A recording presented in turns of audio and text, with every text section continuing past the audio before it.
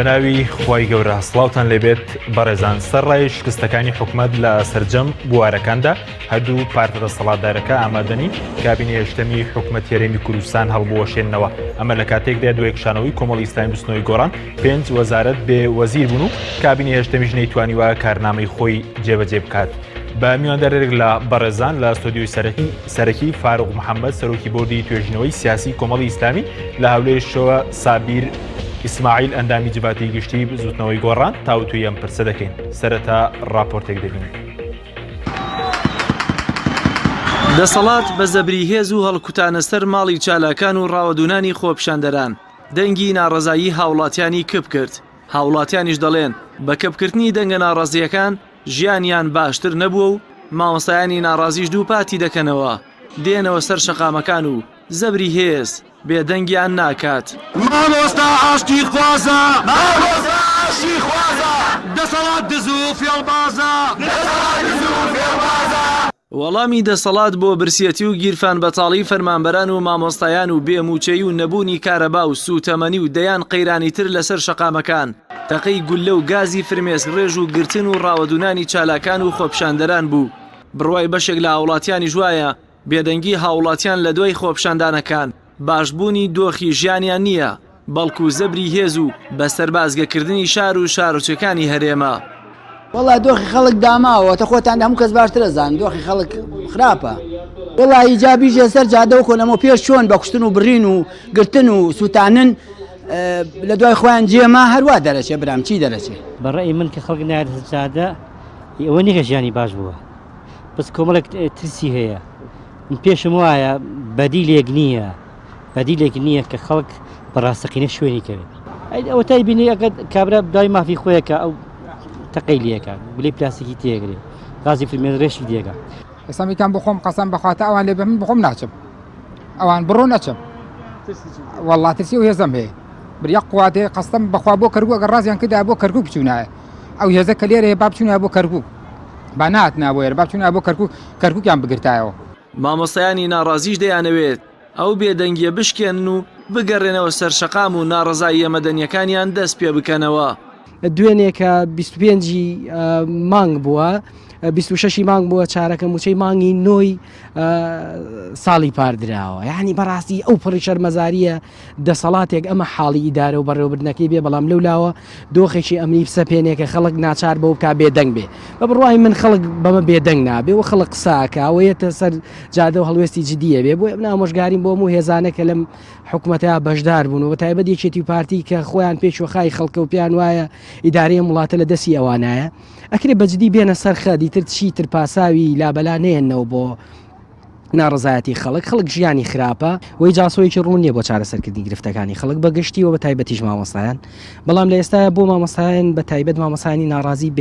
بێدەنگ نین و بێ هەڵوێستیش نابن و بێگومان لە ڕۆژانی داهاتووە لە ماوەکانی داهاتوویەنەوە سەر شەقامیش. با بڕوای بەشێک لە شارەزایان بە لە ڕێدابردننی ناڕەزایی و خۆپیشاندانەکان بۆ سەر دام و دەستگا حیزبی و حکومیەکان و دواتریش سەرکوتکردنیان بە زەبری هێز بەشێک بوون لەو ئامانجانەی دەسەڵات لەکە لەلایەکەوە سیمای خۆپیشاندانی پێناشرین بکات و پاساوی سەرکوتکردنی خۆپیشاندەرانیش بداتە دەستی هێزەمنیەکان و لەلایەکی تریشەوە هاوڵاتی برسی و خۆپیشاندەری ڕاستەقینە لە هاتنە سەر شەقام بترسێنێت. جەلال محەممەد کەناڵی ئاسمانی پەیام سلێمانی.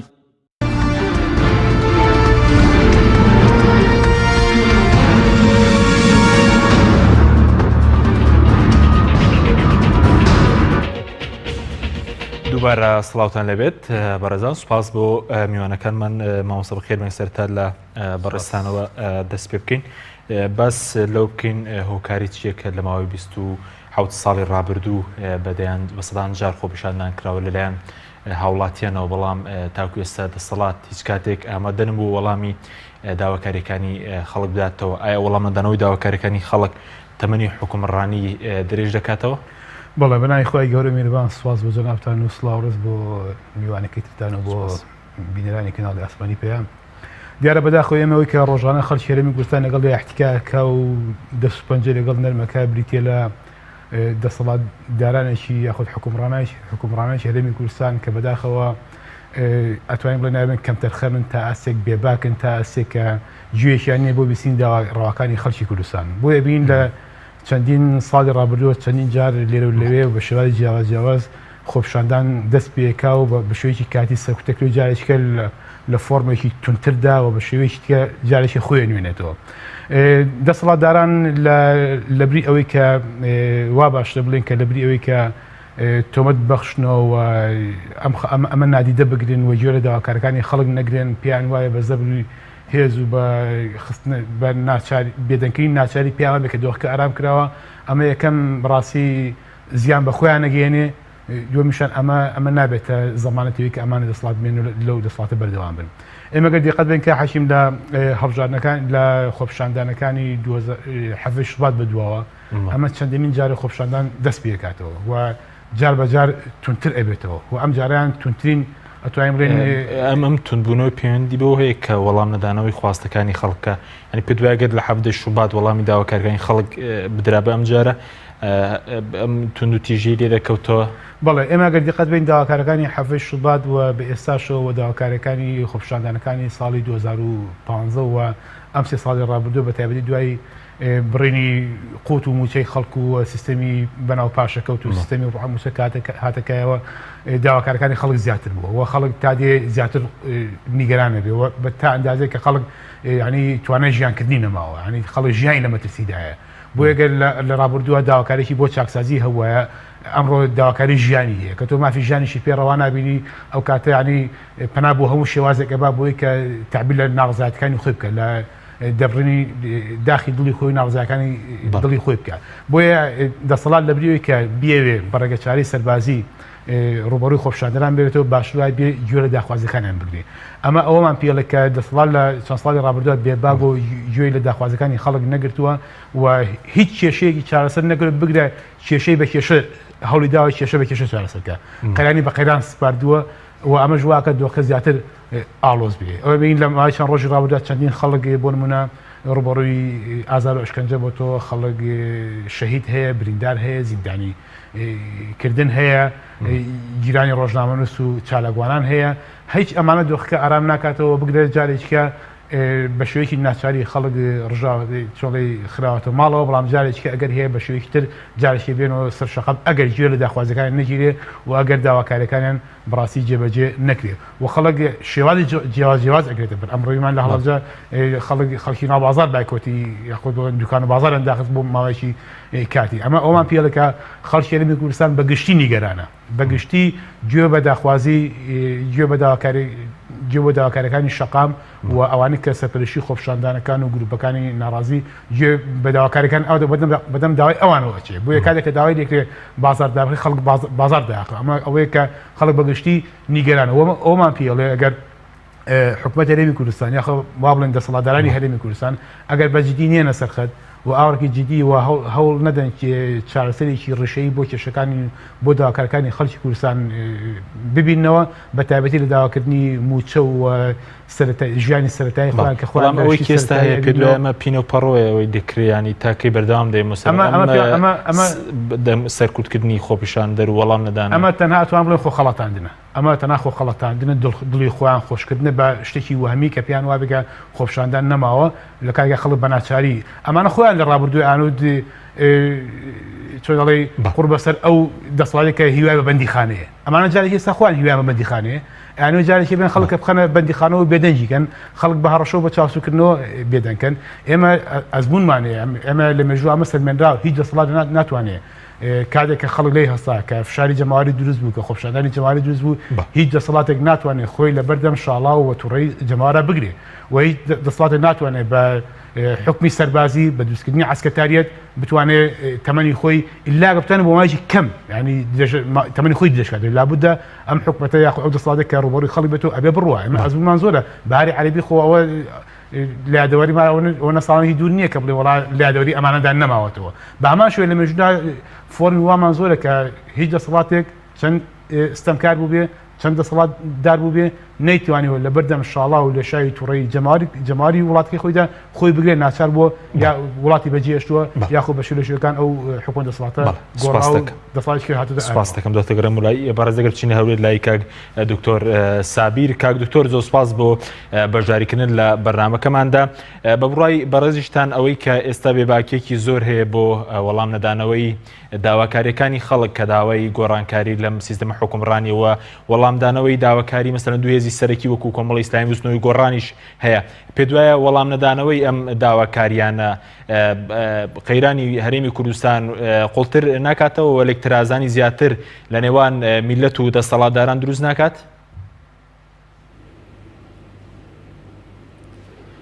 سەرەتا بە ناوی خوای گەورە دواتر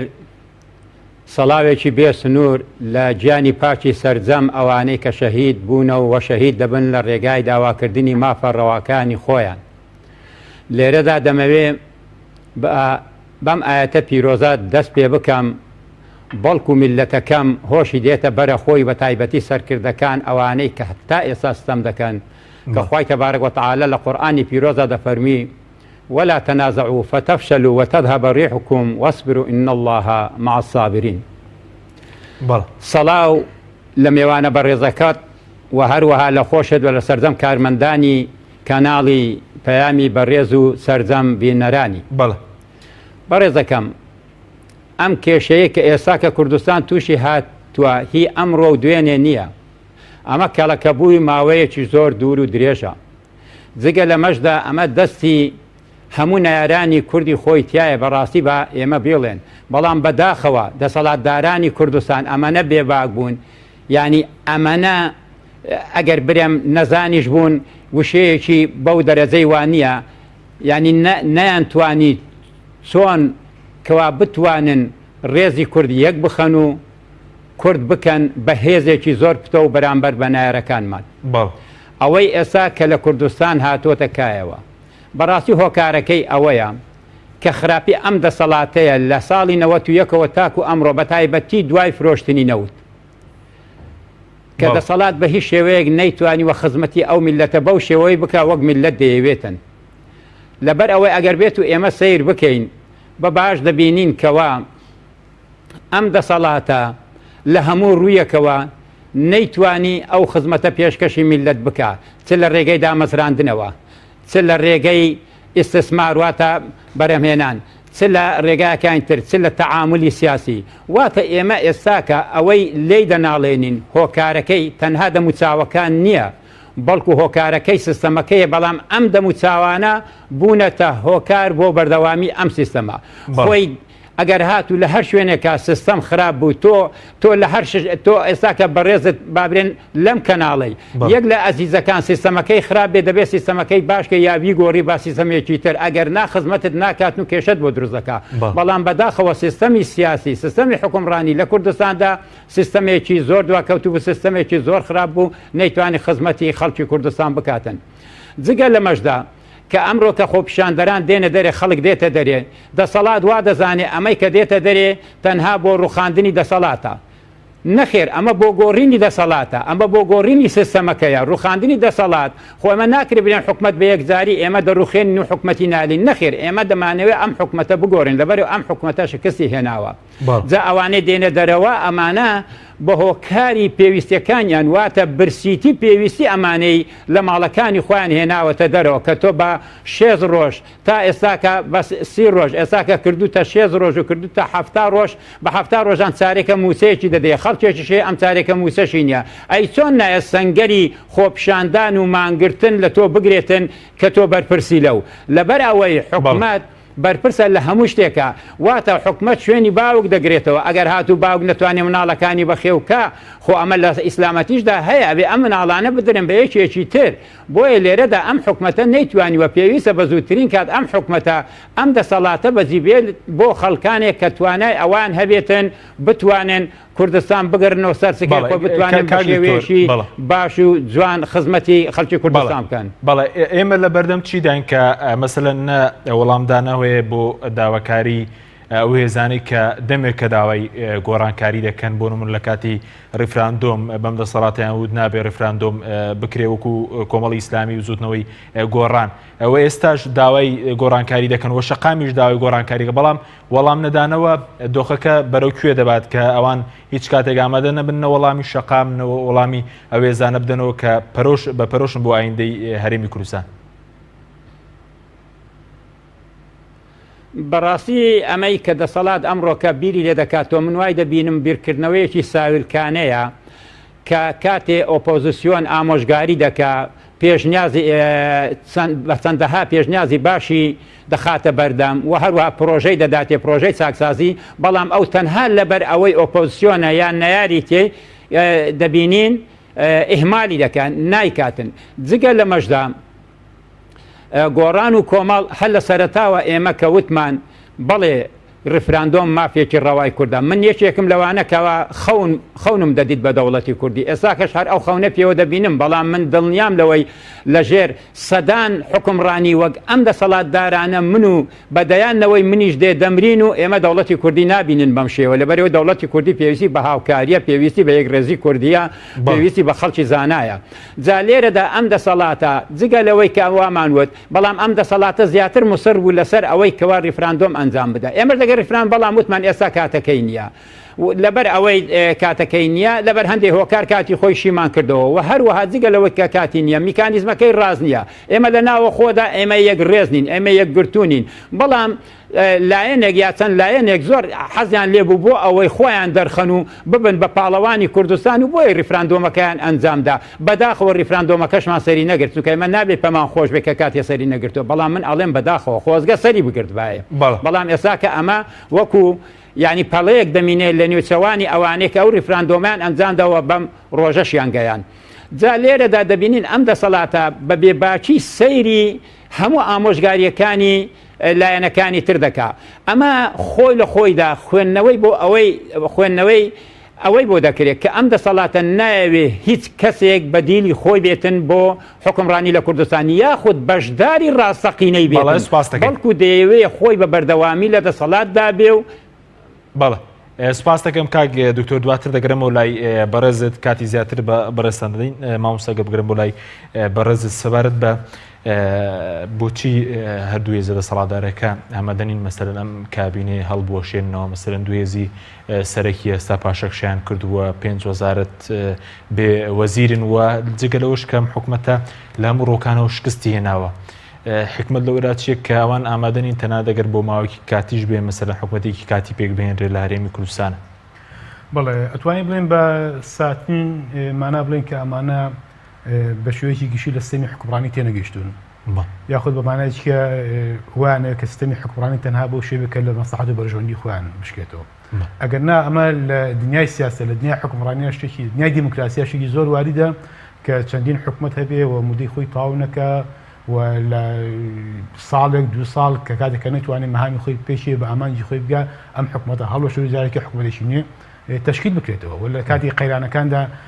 حکومەتی هەڵبوەشێتەوە و حکومەتێکی نوێ لە شوێنی تەشکیل بکرێتەوە ئیلاج مەرج نییە هەموو حکومەتێک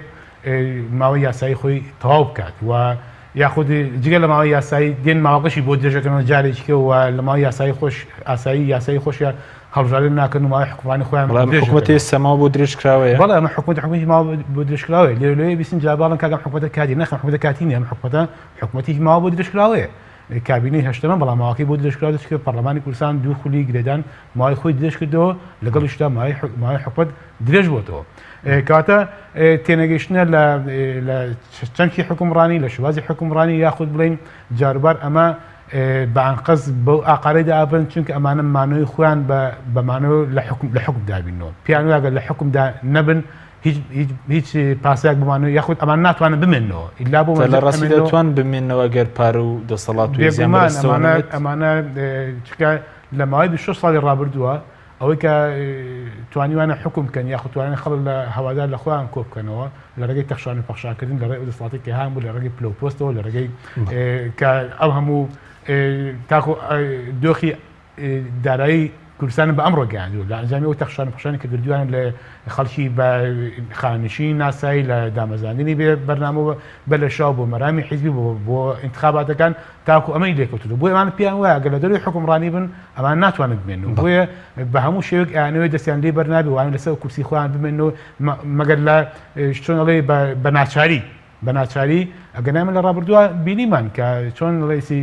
سەرۆکایەتی ئەم هەرێمە کە ماوەی خۆی تاوا کرد بوو 2 ساڵیشی بۆ دەشکرایەوە دواتیش ئامادەن و دەستبەردار بێت تاکو بە شێوازێکی تاڕادێک ناچاری دەستبەرداری پۆست و دەست باشە بەس ئێستا هیچ پاسەوێکێ بۆمانەوەی ئەم حکوومەتی ئێستا بۆ نمونە ئەگەر لەسەر جەم بوارەکانە شکستی هێناوە هیچ بوارێکێک کە ینی بوێتە پاساو بۆەوەی کە ئەم حکوومەتە بەردەوام بێت کا حەشیم ئەم حکوومەتە دوو لایانی سەرکی تا دێکشاونەتەوە ئەوکو جەنابوتی 5 وەزارەتی فعلی ئەگەرنا جگە لەش وەزیری هەرێم و سەرکی دەستکانش کە پلیان وەزیر لە حکوومەت کشاونەتەوە وەجگە لەوە جگە لەم 5 وەزارەتەکە دوولانی سیاسی لێکشانەوە چەند وەزارەتی کەمانێ بۆ وەکالەت بەڕێوە دەبێت بەڵە وەزارەتی کارەبا و وەزارەتی گواستن و گیانش بۆ وەکالەت بەڕێوە دەبێن جگە لەوە کەم حکوومەتەکە شکستی هێناوە لە مەهامی خۆی نەیتوانی و مامی خۆی بپێژێت کە بریتێت لە خزمەتکردنی هاوڵاتیان حکومەت لە دنیا دوو ئەرچی هەیە بریتێت لە دابینکردنی ژیان بژێوی لەگەڵ دابینکردنی ئاسایش ئەم حکومەتە نەیتوانێت هیچی بۆ حاڵەتی دابینکە کاتە هیچ پاسایەک بۆمانەوەی حکومەتە بەڕاستی نەماوەتەوە تۆ ئەرکت ئەمەیە ئەگەر لەم حکومەتە بۆ مانەوەی خۆت بەکاری نەیانی و لەم حکومەتە لە پاڵ حکومەتە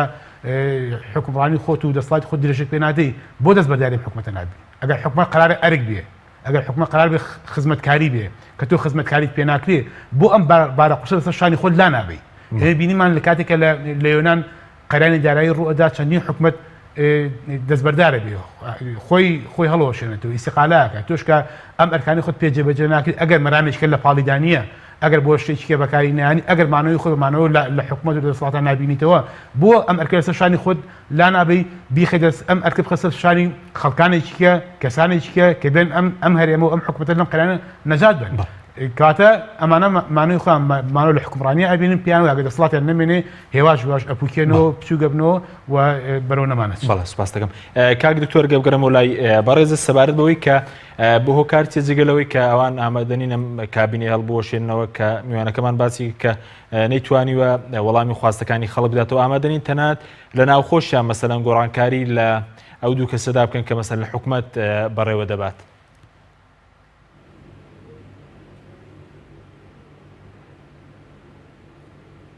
بەڵێ ئەوەی دوارستەی کۆتاییم بۆ دووبارکەوە دوارستەی کۆتایی باشدانگرم لەسەرەوە بوو هۆکاری چیە سەبارەت بەوەی کەم حکومەتە شکستێناوە لە سەرجەم بوارەکاندەوە نەیتوانیەوە کارنامەی کە هەی بوو جێبەجێ بکە سەرڕای کە ئامادەنی هەڵبوەشێنەوە ئامادەنی مەسەلەن گۆڕانکاری لەو دوو کەسایەتیش بکەن کە ئێستا حکومەت بەڕێوە دەبات. بەڵێ هۆکاری ئەوەی کە نەیتوانیوە هەممان دەزانین هۆکارەکەی ئەوەیەکەوە ئەم حکومەتە حکومەتی حیزبی بووە و ئەو حیزبەش کەوا چەکداری هەبووە و لە هەموو قاموسی سیاسی کە تۆ دەیخوێنی تۆ کتوبە سیاسیەکان ئەوەی دەیەوێت بیخوێنی هەردەم کە حیزبی عسکەری حیزبی سەربازی حیزبەکی دێکتاتۆرە واتە ڕێگە نادا بە هیچ لایەکی تر بەڵام ئێستا کەش کە ئەوان هەردووکیان پێکەوەن ئەمە تەنها بەرژەوەندی سەرو یعنی لە بەرژەوەندی سەرو یەکتریان گرتوتەوە خۆ لە بەرژەوەندیەکانی خوارو ئەمە خەڵکی پارتی دموکراتی کوردستانە ئەمە خەڵکی یەکێتی نیشتیمانی کوردستانە لە ناو خۆپیشاندانەکان و ڕۆژانە لە شەقامەکان و لە کۆڵانەکان و هەمویان خزمی ئێمن یعنی ئامۆزا و بنعام و خوارزا و ئەمەی ئێمن هەموو ناڵن ناڵیتیان لەدەست ئەم سیستەمە سیاسی ینی بۆگەنەیە بۆیە ینی بەڕاستی ئەمانە کە نایەنەوێ خزمەتی خەڵک بکەن جگە لە مەژدان نانوێ هیچ گۆڕانکاریەکی لەو حکومەتەی بکەن وەکو ئەو برایی پێشتر باسی کرد ئەوانە زۆر ترسیان لەوەیە ئەگەر لە دەرەوەی حکومڕانی دابن یعنی وا دەزانن ئەوان دەخورێن نەخێر ئێوە ناخورێن وەکو ئێمن ئەو کاتی ئێوە دەتوانن بەخۆدا بستنەوە باشتر بیر بکەنەوە لەگەر ئەو کەسانی لەگەڵتانن ئێمە بۆچی وامان کرد خەڵک بۆچی لێمان تووڕە بوون جارێکی تر یعنی خۆیان بنیاد بنێنەوە خۆشی ژیان هەروایە یعنی دەسەڵات هەروایە ئەبێ بینە تەسمیل کرێت چکە هەر دەسەڵاتی وەڵی من ئێستا زۆرم لا سەیرە لە کوردستانە یعنی ئەڵێن کوردستان یعنی هەڵبژاردننی تێدا دەکرێت حکومەکە حکومێکی کۆماریە ئەمانە لەوەتی بووینە لە نۆتیەکۆ لە دەسەڵاتن وا باشە کوردستان ببێ بەمەلەکی و ئیتر تاپۆ بکرێت لەسەر یەکە لەسەر دووە و وەکو ئەمەی سعودی و وڵایەتەکانی تر زۆر باشترەوە ئللا یعنی ماوەی ئەوەندە ساڵ ئەم دوو حیزبەت وە هەر لە دەسەڵاتمانەوە یەکێکی تر نەیتوانی بێدەسەڵات بگرێتن بۆیە لێرەدا دەبینین ئەم دوو بەڕێزەش کە بابرێن سەرۆک و جێگر دیسان ئەوانی ژوا دەزانن ئەگەر لە دەسەڵات نەمینێن هیچ کارێکی تریان نابێ بەڵێ کاری تریان خۆ زۆر دەبێتن ینی هەر ئەم کارە نییە ئەگەر یەکێ بێوێ خزمەتی کورد بکاتن بە هەر شێوەیە بێ دەتوانی خزمەتی کورد بکە خزمەتی کورد لە شوانێکە ڕادەست پێ دەکات تا دەگاتە پاشایە کەریەکە ئەرکەکانی خۆی بەجێ دێنیتن جا لێرەدا بۆیە پارتیوێکێتی ئامادەی ئەوە نینە کەوا گۆڕانکاری لەو حکومەتەدا بکەن چونکە ئەوان بەڕاستی بە زیانی خۆیانی تێدەگەن بەڵام بەداخەوە لەگەر ئەوەی ئامادەش نینە ئەوان ناتوانن هیچ هەنگاوێکی بنێن بەرەو ئاسۆیەکی ڕووناک لە بۆ ئەو کوردەی بەڵێ سوپاس دەکەم دواتر دوای ناوبڕێکمانەیە دوای ناوبڕەکە دەگەڕێمەوە لای بەڕێزت بەڵێ بینەرانی بەرز ناوبڕێک و دەگەڕێنەوە لاتر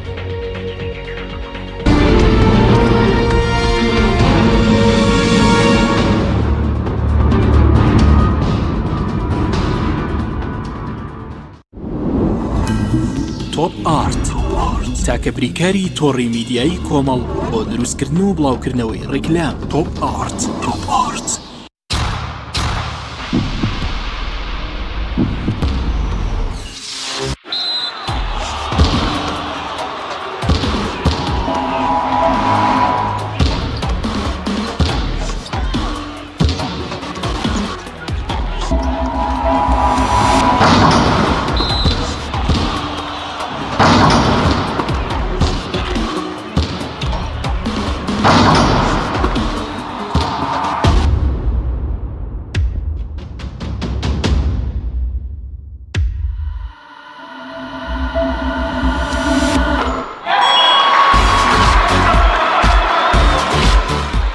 سەرکەوتنە گەورەیە تەنها شیری وشکی ئاڵتونسای تەمێکی ڕاستەقینە و 100% سروشتی نۆشی کەو هەمیشە بە بەهێزی بمێنەرەوە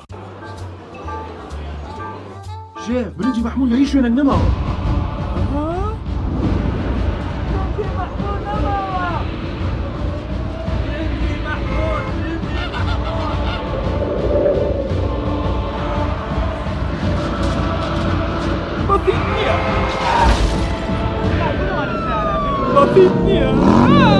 بسيط نية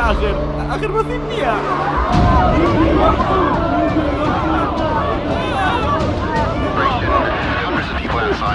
وای سال بازارەکان لە برنجی مەحموود نەماوە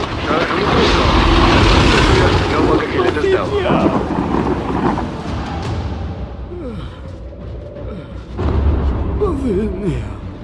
بەزێت نییە چێ کاکە ئێمە چاوەڕێی توین باشە باش ئەوەی بینیمان تەنها خەوێ بوو نهێنی خوارد نەخۆشەکانی شێڤوریا لە جێی خۆی ماوە ئەگەر برنجەکەت مەحموود بێت هەموو شتێکی تر باتیتە کۆمپانیای چای نوێ کۆمپانیای چای نوێ هەستا بەکردنەوەی کارگەی فۆم بە ئەمێری پێشکەوتوو کە توانای دابینکردنی مادەی فۆمی هەیە بۆ هەموو کوردستان لەم کارگەیە هەموو جۆرە فۆم و ڕنگ و قیاسێک بەرهەم دەهێنرێت ئەم کارگەیە کاریگەری دەبێت لەسەر بژانەوەی ژێرخانی ئابووری و هەستانەوەی کەرتی پیشەسازی لە کوردستاندا کۆمپانیای چای نوێ بۆ بەرهەمهێنانی فۆم کۆمپانیای دنیا دیکۆر کۆمپانیای دنیا دیکۆر ئامادەیە بۆ دانانی دیکۆراتی ماڵ و شوێنە گشتی و حکومیەکان کۆمپانیای دنیا دیکۆر هەڵدەستێت بە دروستکردن و دانانی کەوانتەر و ژووری نووسن و ئۆفیسی گەشت و گوزار و جبسم بۆردی مەغریبی و کاغەزی دیواری ئیتاڵی و تەختەی ئەرزی تورکی و ئەڵمانی و جیاکردنەوەی هۆڵ بە HDF و MDF و داری سروشتی کۆمپانیای دنیا دیکۆر دنیایەک بۆ دیکۆراتەکانتان ناونیشان سلێمانی فەرعی یەکەم شەقامی بازنەی مەلیک مەحموود بەرامبەر پارکی مەلیک مەحموود فەرعی دووەم شەقامی بازنەی مەلیک مەحموود بەرامبەر سۆپەرمارکێتی ئاڵتون فەرعی سێیەم ناوچەی پیشەسازی یەک بەرامبەر تاقیگەی بیناسازی کۆمپانیای دنیا دیکۆر تۆپ ئارت تاکە بریکاری تۆڕی میدیایی کۆمەڵ بۆ دروستکردن و بڵاوکردنەوەی ڕیکلام تۆپ ئارت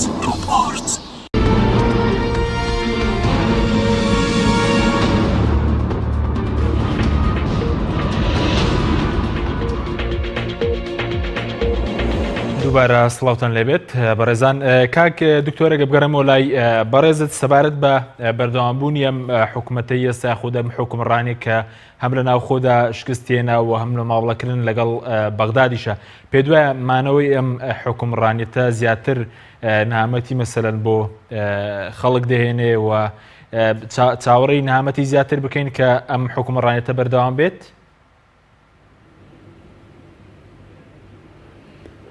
بەڵێمانەوەی ئەم حکومەتە بەم سیستەمەی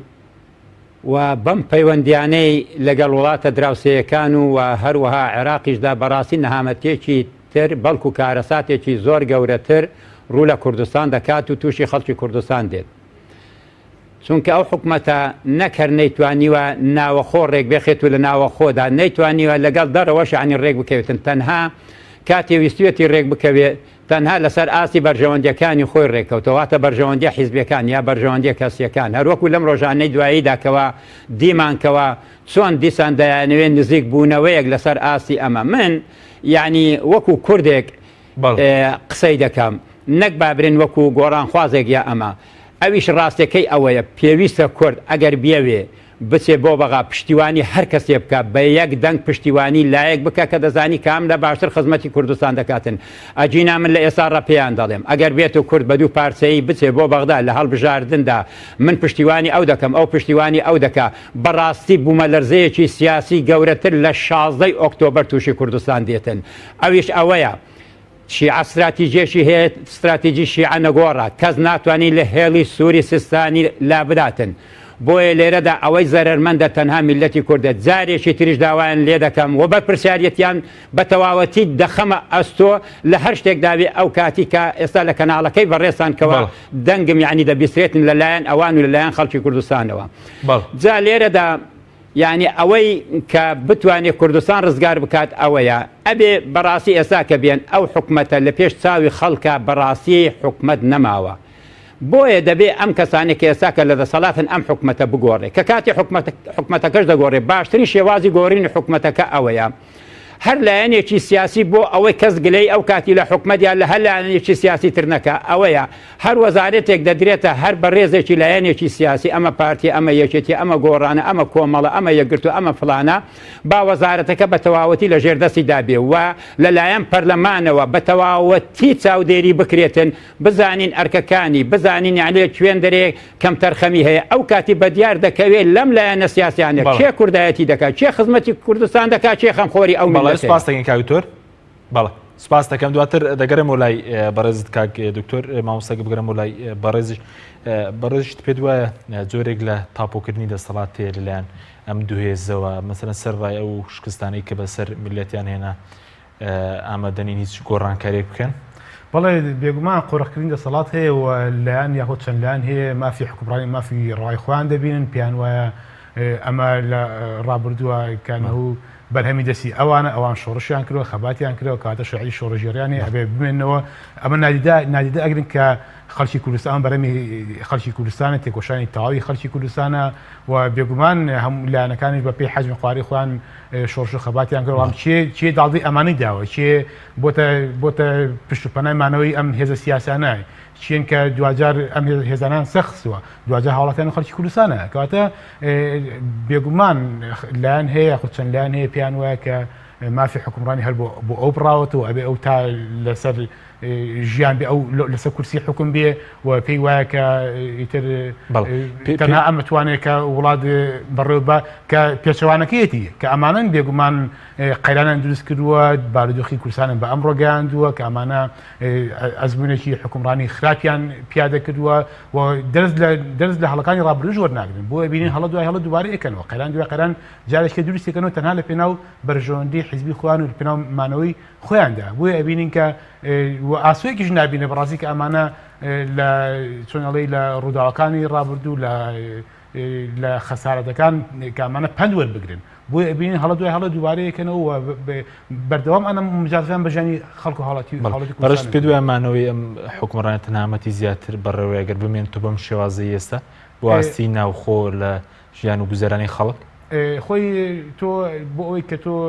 خۆت ڕاستکەیتەوە پێویستە دان بەهەڵی خۆتا بنی بەڵام ئەم دەسەڵاتدارانە دان بەهەڵی خۆیان دانانێن هەمیشە پێیان وایە ڕاستن ئەمە قەیرانان دروست کردووە و قەیران دوای قەیران ئابووری هەرێمی کوردستان داچۆڕاندووە خەڵکیان بە پرۆژە گەیاندووە هەر پیان وایە سەرکەوتون بە ڕفراندۆم بەو شێوەیە شکستی هێنا هەر پیان وایە سەرکەوتون ئەزمونەکان شکستێنەوە هەر پیان وایە سەرکەوتون ئابووری سەربەخۆیان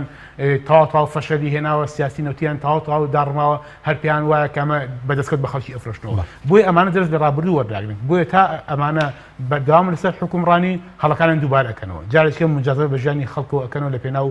کورسی و مەسلحەتی شخصی حیزبی و مانەوە دەسەڵاتە بۆیە تا ئەمانە لەسەر حکوم بن و ئەمانە بەڕاستی ینی مقاوماتی حکومڕانیان تیان نەماوە ینی بەڵێنێکی ئەمانە کامێ بەڵێنی ئەمانە کە دابێتیان بە خەڵکو و جێبەجێ کرابێ ئەسڵەن تۆ بڕۆ ناو شەقام و ناو هاوڵەتە نەبزانێت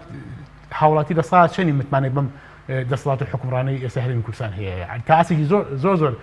نزم بۆ ینی بەڕاستی ئەمانە تا لە حکوم بمێنەوە و ئەگەر یەکێ تووشی کارەساتی گەورەتر زۆر باشە قەیرانی لەمە زیاتر ئەگەر بنەسەرەوەی کە ئێستا بەرێک پێدا بۆ بەناوی بەرەی ئۆپۆزیسیۆن کە کۆمەڵی ئیسلامی بستنەوەی گۆڕان سەرکردایەتی دەکات پێشتر مەسەلەن ئیش لەسەرەوە دەکرێت کە مەسەلەن 5 لایەن هەمویان هەر بەرپرسیارن لەم دۆخە پێ دوایان پاسەوەتان هێش دوایە بەرێ ئەنی کار لەسەرەوە دەکرێت کە مەسەلە و 5 لایەن هەمویان وەکو یەک بەشدارن لە بەرهێنانیان بارودۆخە بەڵێ ئەمە لەو سۆنگێەوە ئەم قسەیان ئەکری کە گویا ئەم پێشدانە لە حکومەتا بەشدارن بۆ یەکان مادام پێشدان لە حکومەتا بەژە هەر پێشدانەکە بەرپرسیارەکە بێگومان ئەمە وانە ئێمەگەر لە ڕابردووە لە حکومەتیشا بەشدار بوو بین بەڵام لە حکومە بەشدار نەبووین واتە بەژاری حکومەتمان کردۆ بە وەزارەتی یاخۆ بە چەند وەزارەتێک و بۆ دەستەیە کە ئەمە و ئەگەر بشگەڕێتەوە بۆ مەسەلەن لە چیدا گەر بەشدار بووە شەریک دەبوو بۆ نمونە بۆ نمونە تۆ لە دەسەڵاتی فعلی ئەم هەرێمەدا خۆمان زانین چیە دەسەڵاتی فعلی ئەم هەرێمەیە چی ئەزانین چیە دەسەڵاتی نۆدی بەدەستە چیە بڕیارە ستراتیژیەکان لای چیە تاگلانە بڕیار ئەدا و تا حیزبانە و چەند حیزبی بڕیار ئەدەن چیە هێز لای چیە دەسەڵات لای چیە پارەی نەوت لای چیە بەڕاستی ینی ئەمە دەسەڵاتداری فعلیە و ئێمە گەر لە حکومەتیشا بەشدار بووین ینی بە شانازیەوە هەموو لایەنێک شایەتی نەزاهەت و ئەدای باش و حکومڕانی باش بۆ وەزیرەکانی ئێمە ئەدەن ئێمە کە لە حکومەتە بەشدار بووین ینی خاڵی گەشی حکومەتە وەزیرەکانی ئێمە من کە تیا بەشدار بووین بەڵام کە لە حکومەتە بەشداری مانەوەیە لە حکومڕانی هەرمەدا بەشدار بووین تاکو خەڵک پێیان بڵێ کە هەر پێشدانەکە لێ بەپرسن بۆیە کاتێک ئاراستەی بۆ چی بوو مەسەلەن کە ئاراستەیەکە بوو کار لەسەرەوە دەکات مەسەلەن بڵێ هەر 5 لایەنەکە بەشدار لە بارودۆخە ئەمە توانین دوو ڕەهەند یاخۆ دوو مەرامی لە پشتەوە یەکەمیان ئەو لایەنانەی کە لە دەسەڵات و لە حکومڕانە شکستیان هێناوە ئەو لایەنانی کە فەشەلی گەورەیان هێناوە و هۆکاری سەرکی ئەم حاڵەتە خراپەی خەڵکو و دۆخی هەرێمی کوردستانن ئەیانەوێ بە خەڵک بڵێن هەر ئێمە نین ئەوە تا 5 حیزبین یاخود هەر ئێمە فەشەلمان نییە هەر ئێمە خراپ نین هەومان خراپی واتە چەند لایەنێکی پیان ئاسایە پیان بڵێن کە ئێوە شکستانینەوە بەڵام وەرجەی نەڵێن تەنها ئەو دوانە یاخود ئەو چەند لایەنش بڵێ وەڵا هەمووتان پێکۆ شکستانینەوە ئەمە لە لایەکێشەوە ڕەنگە کەسانی کە هەبن و یاخود خەڵکی هەبێ پێی وابێ مەرامێکی سیاسی لەپشت ئەمەوە هەبێ پێی وایە کە ئەم حیزبانە هەمویان حزبی تەقلیدین هەمیان حزبی سواون هەمیان بەشداری لە ئەم دۆخە خراپە بەشدار لە هێنانەکاری ئەم دۆخە خراپەوە تاکو خۆی بێوەکو جارێکی بێ سواری شەپۆلەکە بێت و ئەو شەپۆلی ناڕزایی بی قۆزێتەوە باڕاستی کە خەڵک بە فرایڕاستی ببین و پێوا بگە واتە مەرامێکی سیاسی لە پشتێک ئەمە ئیسمارکە لە بەژۆنیتان کۆتایی بەمە بێن دوایەوەی کامبەرێتان یەکلا کردوتەوە بەڵێ ئێمە کە حەشی ئێمە کە لە حکومەتی شابووین ینی بەشداریکردمان لە حکومەتا وای لێ نەکردوین کە گوێ لە ئازدا خوازەکانی خەڵک بنووقێنین گوێمان دابخین و چامان بنووقین و داواکاری لە دیفاع لە داواکاری خەڵک نەکەین ئێمە کە لە حکومەتی شابووین هەر لەبەری خەڵک بووین هەر لە بەرژەوەندی خەڵک کارمان کردووە و ئێستاش کاتونە دەو لە حکومەت هەر لە بەرژەوەندی خەڵک بگومان هەر لەبەری خەڵک ماوێنێتەوە بەردەوام بین بۆیە شێگیرانەتر کە داکۆشی لە مافی ڕەوای خەڵکی کوردستانەکەین و چۆن لە حکومەت بین کردومانە ئێستاش کە لە دەوری حکومەتین هەر لەسەری بەردەوام بین و هەموو خەڵکیشی یعنی بەڕاستی خەڵکی لە کوردستان ئەتوانی مەسەلەن بگەڕێنەوە بۆ خەڵک ئایا خەڵک بەڕاستی ئەم شایەتی ئەدا کە چیلانێک لەبەرەی خەڵکە و چیلانێکیش لەبەرەی دەسەڵات و یاخۆت بڵێن بەرپرسە لە ئەم دۆخەی هەرێمی کوردستان و هەموو چاودێرێکی سیاسی و هەموو خەڵکانێکی خاوەن ویژانێکی زیندوو ئەم حەقەتە ئەزانن بەڵام کە لایەنێک دێ بەکاری دێنێ یاخۆت خەڵکانێک دێن ئەم دەسەواژەی بەکاردێنن بێگومان وتمان مەرامی سیاسیان لە پشتێک کە یانەوێ هەموو لایەنەکان بخەنە ڕزی خوان و لە ئاسی بۆ نمونە لە بەرپرسیاتی لە هێرانەکانی ئەم دۆخەوە یاخودمان مەرامی سیاسی لە پشتوەکان ئەمە ئیسمارکە لە بەرژەوەندی. سپاس دەکەم. کاک دکتۆر گەرگەرم و لای بەڕێزت پێ وایە لەو بژاردەی کێستا کۆمەڵی ئیسلامی بستنەوەی گۆڕان خستویانەتە ڕوو کە پێکێنانی حکوومەتێکی کاتی و هەڵوەشانەوەی ئەم حکوومەتەیە بژاردەی باشتر هەیە کە بگیرێتە بەر بۆ ئەم بارودۆخە؟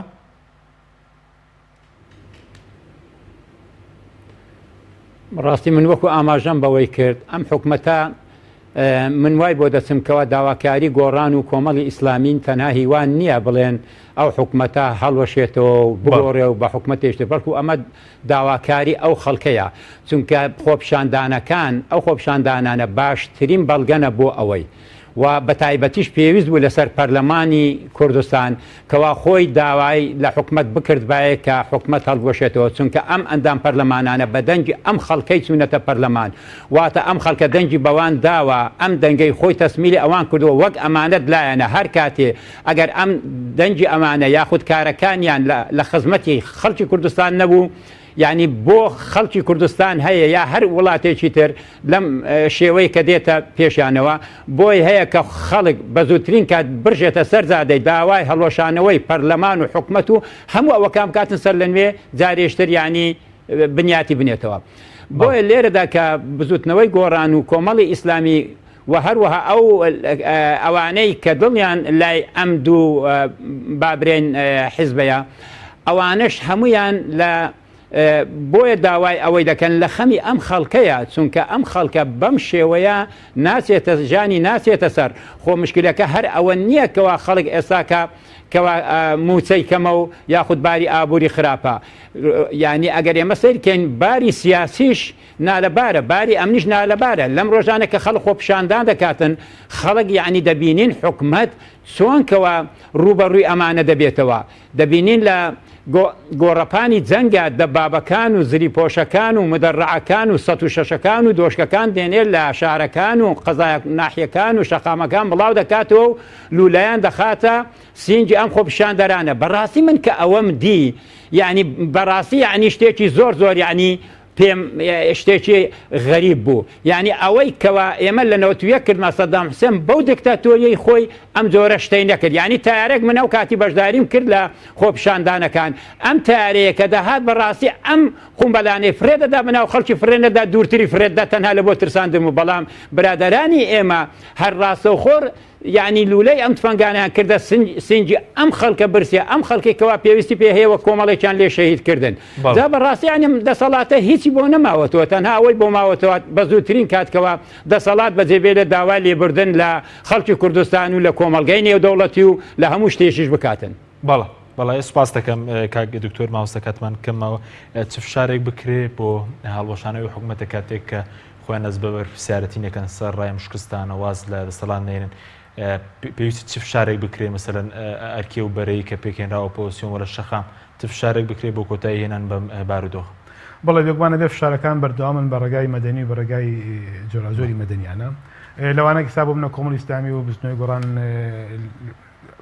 خەریکی ئامادەکردن بۆ دروستکردنی بەرەیەکە بەرەیەکی فراوان ئەم بەرە پێویستە فراوان بکرێەوە و ئەمە ئەرکی بەڕاستی لایەنەکانی ترەکە ئەو لایەنەی کە خۆیان بە خەمخۆری خەڵکی هەرێمی کوردستان ئەزانن کە بێنە پاڵ ئەم بەرەیە جا لایەنەکان و تر هاوپەیمانەتەکان و تەنانەت کەسایەتیەکانیش کە بێن ئەم بەرەیە لە سەنگی ئەم بەرەیە قورسکەن و فراوانیکەن و گەورەکەن بە شوێری شوکان کە بتوان ئەم حکومەتە بەڕاستی هەڵبۆشێتەوە و ڕێگەی شتێک ئەوەیە کە بۆ منە ئێستا بۆ منە وەزیرەکان بەشێکی زۆریان کشاونەتەوە ئەگەر نیوە زیادی وەزیرەکان بکشێنە بەڕاستی ئەم حکومەتە هەڵەوەشێتەوە بۆ ئەگەر بۆ منە چەند وەزیرێکی ئیستیقال بکەم حکومەتە پاساییمانەوەی نامێنێ و بەڕاستی لەسەر ئاسی شەقام و چین و توێژە جیاوازەکانیش کە ئەمڕۆ بیرمان مامۆسایی ناڕازی جارێککە وعدیان ناوبێن و سەر شەقام تۆ دوجار داواکارەکانی خەڵکی کوردستان هیچی ناتوتە بەرهەم یعنی هیچ داواکاریی خەڵک وەڵام نەدراوەتەوە لە هەموو کام داواکاری کە تۆ ئەیگری لە ئاسی لایانی بۆ منە لایانی ئابووری لایانی ئەمنی لایانی ئیداری و چاکسازی باشکردنی بژێوی خەڵک و دابینکردنی پێداویە سەرەکیەکان هیچ نەمانە وەک خۆی بگرە بەرەو خراپتر ڕەوەی ئاسۆیکردن بۆی کە چارەسەر بکرێت بۆیە پێویستە لەسەر فشارەکان بەردەوامی و هەموو ڕێکارێکی مەدەنیانە و شارستانیانە بیگیرێتە بەر لایەن تەواو چین و توێژەکان چکە بەڕاستی مەتەناو داواکاری بۆ نمونە چەند لایەنێک نییە داواکاری خەڵکە داواکاری شقامە و بگرێت داواکاری سەرجەم تین و توێژ و موچەخۆرانە بە بێگومان لەمانەشە بێگومان خەڵکی هەموو لایەنەکانی تێدایە کە هەمووی مافکوڕا و بەژمێنەدا بۆی داواکاری توان بڵێن زۆرینەی خەڵکی کوردستانە و دوجار حکوومەت هەرێمی کوردستان ئەمڕۆ باسی بەدەم ئەم داواکاریانەوە. بەڵێ بەڕێز مامۆستا فاروق محەممەد سەرۆکی بۆردی توێژنەوەی سیاسی کۆمەڵستان زۆر سپاس بۆ وەرستان کە لە ستودیۆی سەرەکی لەگەڵمان بهێروا زۆر سپاس بۆ بەڕێز دکتۆر سابیر ئیسماعیل ئەندامی زیواتی گشتی بزوتنەوەی گۆڕان کە لە هەولێرە و لەگەڵمان بووی. سپاس بۆ بینێرانی بەڕێز، سپاس بۆ هاوکارانەوە. خواتان لەگەڵ.